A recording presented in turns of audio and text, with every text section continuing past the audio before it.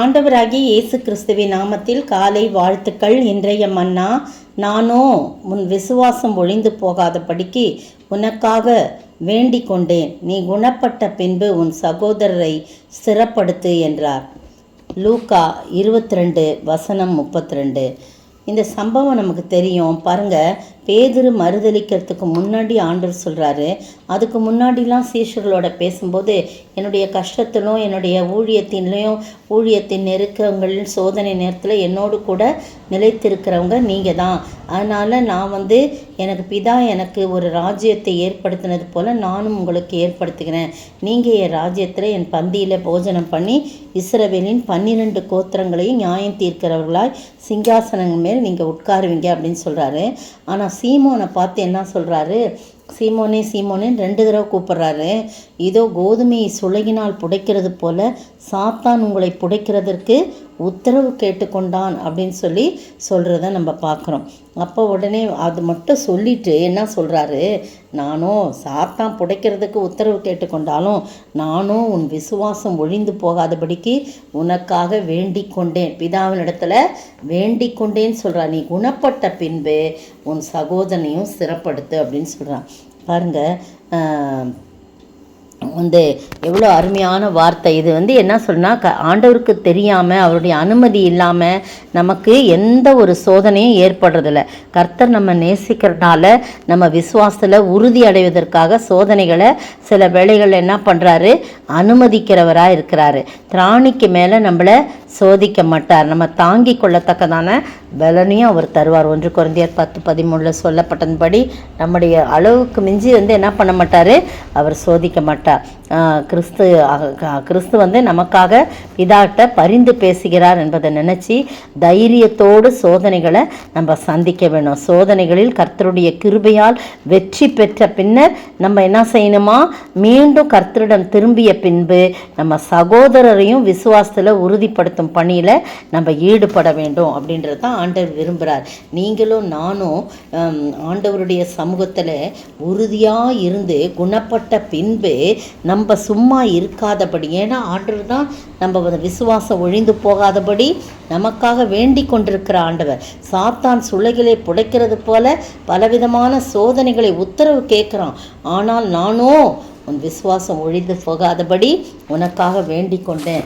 ஆனால் நீ என்ன செய்யணும்? குணப்பட்ட பின்பு உன் சகோதரனை என்ன பண்ணும்? ஸ்திரப்படுத்தணும். அப்படி அதுதான் ரொம்ப முக்கியமான காரியம். யோபுனுடைய சரித்திரத்தில் பார்த்தோம்னா, சாத்தான் நின்று ஆண்டவர்கிட்ட அவனை சோதிக்கும்படியாக நிறைய உத்தரவு கேட்கறதுக்கு நிறைய காரியம் சொல்கிறான். ஆண்டவர் சொல்கிறார், இல்லை சாத்தானை நோக்கி சொல்கிறார், யோபுவின் மேல் நீ கவனம் வச்சாயோ?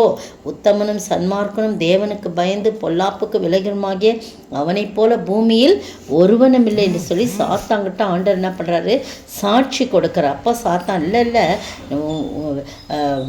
ஒன்றும் இல்லாமையா விருதாபாகவா அவன் உங்ககிட்ட பக்தியாக இருக்கிறான், பயந்து நடக்கிறான், அவனுக்கு எவ்வளோ ஆசீர்வாதத்தை கொடுத்துருக்குறீங்க, அவனுக்கு வீட்டையும் அவனுக்கு உண்டான எல்லாவற்றையும் சுற்றி நீங்கள் வேலி அடைச்சிருக்கிறீங்க, அவன் கைகளின் கிரியை ஆசீர்வச்சிருக்கீங்க, அவனுடைய சம்பத்து தேசத்தில் பெருகி இருக்குது, ஆனாலும் உங்களுடைய கையை நீட்டி அவனுக்கு உண்டானவையெல்லாம் நீங்கள் தொட்டிங்கன்னு போதும் அவன் உடனே உங்களை தூஷிப்பான் பாருங்க அப்படின்னு சவால் விடுறான். அப்போ கர்த்தர் சாத்தானை நோக்கி, ஏதோ அவனுக்கு உண்டானவை எல்லாம் உன் கையில் இருக்குது, அவன் மேலே மாத்திரம் நீ என்ன பண்ணக்கூடாது?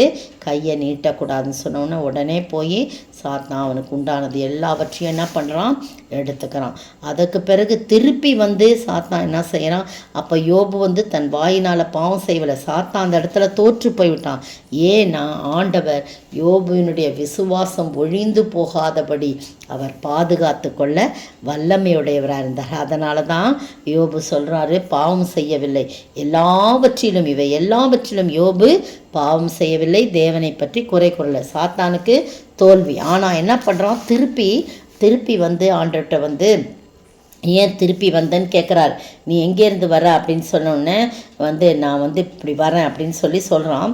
அப்போ கர்த்தர் சாத்தான் நோக்கி, நீ என் தாசனாகிய யோபின் மேல் கவனம் வைத்தாயோ? திரும்பவும் சொல்கிற, உத்தமனும் சன்மார்க்கனும் தேவனுக்கு பயந்து பொல்லாப்புக்கு விலகுமான மனுஷனை அவனை போல பூமியில் ஒருவனும் இல்லை.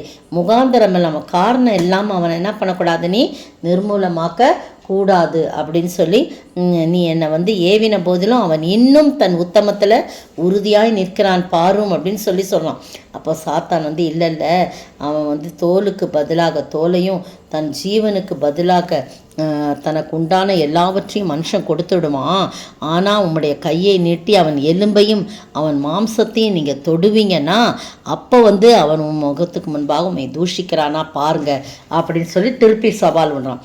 அப்போ கர்த்தர் சாத்தானை நோக்கி, நீ அவன் உன் கையில் இருக்கிறான், நீ அவன் பிராணனை மாத்திரம் தொடக்கூடாது, அதை மட்டும் தப்ப விடு அப்படின்னு சொன்ன உடனே இவன் உள்ளங்கால் தொடங்கி உச்சந்தலை வரைக்கும் கொடிய பருக்களால் யோபுவை சாத்தான் வாதிக்கிறான் பாருங்கள். அப்போ யோபு ஒரு ஓட்டை எடுத்து சுரண்டி கொண்டு சாம்பலில் உட்கார்ந்தான். மற்றபடி எல்லாத்தையும் அவன் கொடுத்துருவான். சாத்தான் தோல்வியை ஒத்துக்காமல் என்ன சொல்கிறான், தோலுக்கு பதிலாக தோலையும் தன் ஜீவனுக்கு பதிலாக தனக்கு உண்டான எல்லாவற்றையும் மனுஷன் கொடுத்துடுவான். அதனால தான் அவன் உன்னை தூஷிக்கல. ஆனால் நீ எலும்பையும் அவன் மாம்சத்தையும் தொடு பார்க்கலாம், அப்போ வந்து அவன் உன்னை தூஷிக்கிறானா பாருன்னு ஆண்டவர்கிட்ட சாத்தான் சவால் விடுதான். அப்போ வந்து இல்லை நீ அவன் தொட்டுக்கோ, அவன் பிராணனை மட்டும் உயிரை மட்டும் நீ என்ன பண்ணக்கூடாது, தொடக்கூடாதுன்னு சொல்கிறான். அதே மாதிரி அவனுக்கு வருது. அப்போவும் அவன் வந்து என்ன பண்ணல, பாவம் செய்யலை. மனைவி சொன்னால் கூட இல்லை தேவனிடத்தில் நன்மையை பெற்றுக்கொண்ட நாம் தீமையை பெற வேண்டாமோ, பைத்தியக்காரி போல நீ பேசக்கூடாது சொல்லி யோபு தன் உதடுகளினாலே பாவம் செய்யவில்லைன்னு சொல்லப்படுது. இந்த அருமையான வேளையிலே அதற்கு காரணம் யார் தெரியுமா? நம்முடைய ஆண்டவராகிய கர்த்தர் அவனுடைய விசுவாசம் ஒழிந்து போகாதபடி பேதுருவை பாதுகாத்து கொண்டவர் அவனையும் பாதுகாத்து கொண்டார். உங்களையும் என்னையும் அப்படி பாதுகாப்பார். எனவே பிரியமான எத்தனை சோதனை வந்தாலும் ஆண்டவருடைய கரத்தில் மட்டும் நம்ம இருக்கும்போது அவர் நம்மை பாதுகாக்க வல்லவராயிருக்கிறார். அப்படிப்பட்ட ஆண்டவரை நோக்கி பார்ப்போமா, ஜெபிப்போம். விசுவாசியே நீ பதறாதே, விசுவாசியே நீ கலங்காதே, விசுவாசத்தால் நீதிமான் இன்றும் என்றும் பிழைப்பான். ஸ்தோத்திரிக்கிற ஆண்டவரே, துதிக்கிற ராஜா, நீ கர்த்தாவே சீமோனிட விசுவாசம் ஒழிந்து போகாதபடி பாதுகாத்து கொண்டீர். அவன் குணப்பட்ட பின்பு சகோதரி ஸ்திரப்படுத்த சொன்னீர். அதுபோல் நாங்களும் விசுவாசித்து ஆண்டவரே எங்களுடைய விசுவாசம் ஒழிந்து போகாதபடி எங்களை பாதுகாத்து ஆண்டவரே நாங்களும் மற்றவர்களை திடப்படுத்த நீ தாமே உதவி செய்ய வேண்டுமாய் ஜெபிக்கிறோம். இயேசுவின் நாமத்தில் ஜெபிக்கிறேன் பிதாவே, ஆமேன்.